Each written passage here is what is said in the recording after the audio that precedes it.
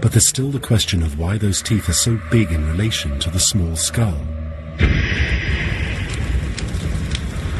In humans, teeth evolve much more slowly than the rest of the body.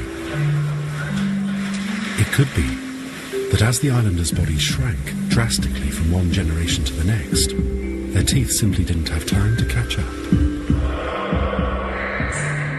In evolutionary terms, teeth are very slow to change, and that's probably why the teeth look big in the Palauan sample.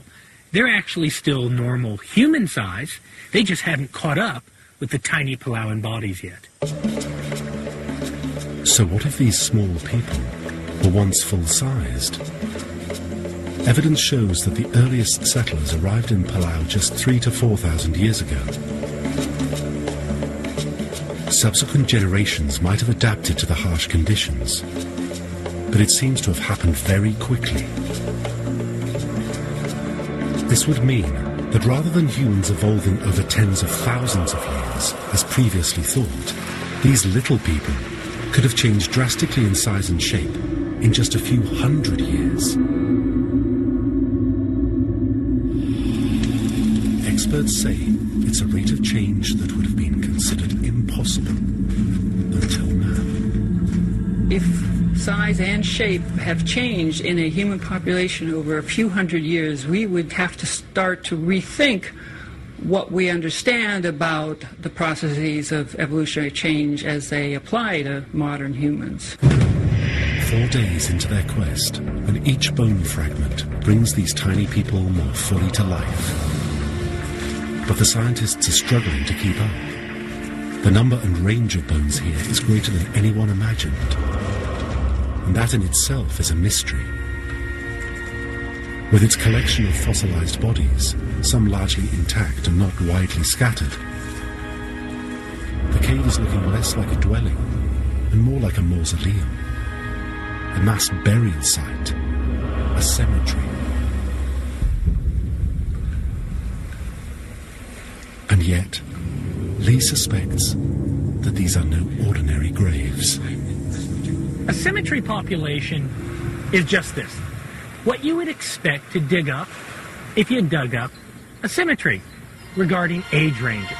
And what will we expect? Well, you're going to see lots of very young people and lots of very old people and very few people in the middle if the population is normal. When you look at a cemetery created during a period of catastrophe, say disease or war, you start getting all the age groups represented. It means something has gone on. This is exactly what Lee and the team are finding. Dozens of bodies that span all ages. So just what was this cataclysmic event? Was there a battle? Or maybe the resources started to run out. Hundreds of people scavenging the same shore would have to move further and further from home.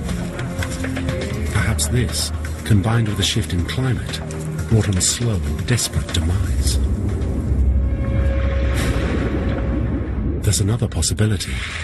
These people could have been wiped out by invaders. Remote islands are often short of resources, and visitors would have to either kill or be killed.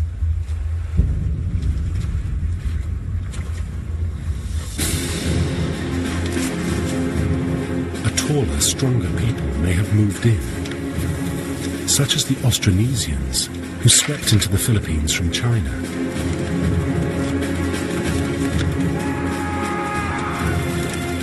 Or was it ancestors of the modern Palauans who could have arrived to find the islands already occupied and turned on the cave dwellers as a source of food? Island populations of humans have to protect those very limited resources.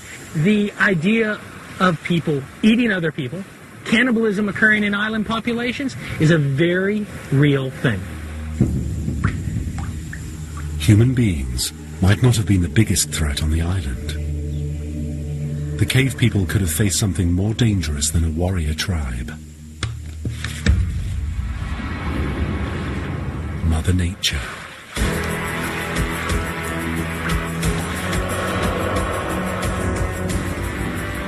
On these islands, a tsunami could have been devastating. The entire population might have gathered in the cave to protect themselves and been wiped out in a single blow. Old bones would be buried in silt and seawater and coral and dead fish and debris. And new ones would be ripped apart and torn apart and then sucked down into that little shaft where we found those more complete specimens, and there they jam against each other before being sucked down into even deeper chambers we haven't seen yet. This theory will soon be tested by a startling new discovery. But for now, the answers must wait as the main team prepares to leave the islands. For most of the scientists, this is the final day of excavation. But they still haven't removed the skull with the baby's jawbone attached. This nearly complete fossil will provide vital evidence of facial shape and brain size. It's too crucial a find to leave behind. The tide is moving out, and there are only minutes to spare before they will be stranded on the island for the night. Lee turns to drastic measures in an attempt to free the skull. One slip could destroy the fragile face. After a week, the skull is finally cut free, revealing an almost complete brain cavity. It's a magnificent fossil. The team has plenty to celebrate. In just 8 days, they've catalogued around 1,200 samples.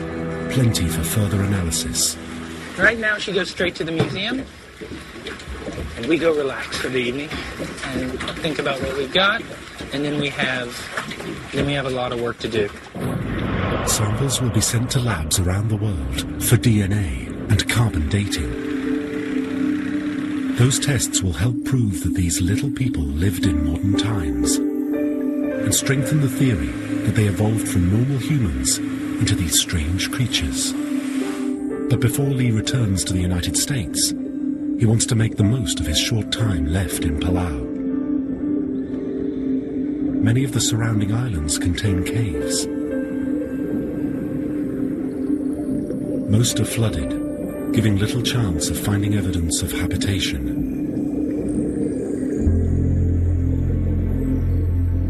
But they're a good example of how the bone cave would have looked before the main roof collapsed. Sure, I mean, look at this. It could be anywhere in our cave. Then underwater, it just continues.